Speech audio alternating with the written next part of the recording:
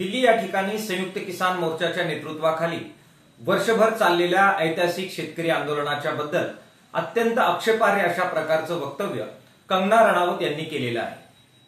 दिल्ली येथील आंदोलनाच्या मागे चीन होतं, देशामध्ये बांगलादेश सारखी परिस्थिती निर्माण करण्याचा डाव या आंदोलनामागे होता आणि येथील आंदोलनामध्ये महिलांवर अत्याचार झाले अशा प्रकारचं वक्तव्य कंगना रणावत यांनी केलेलं आहे। त्यांनी स्वातंत्र्य युद्धाच्या बद्दल सुद्धा यापूर्वी अशाच प्रकारची बेताल वक्तव्य केलेली होती।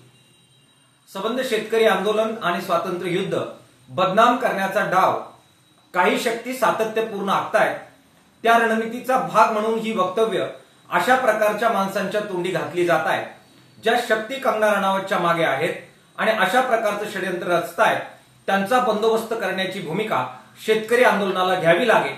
आगामी काळात शेतकरी आंदोलन या दृष्टिकोनातून प्रयत्न करेल। कंगना रणावतच्या अशा प्रकारच्या वक्तव्याचा मी जाहीर शब्दामध्ये निषेध करतो, धिक्कार करतो।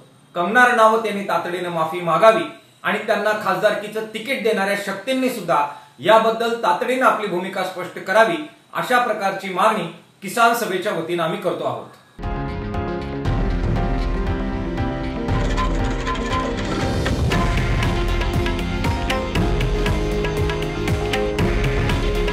हे आहे देशातील नंबर 1 न्यूज नेटवर्क आणि आपण पाहत आहात TV9 मराठी।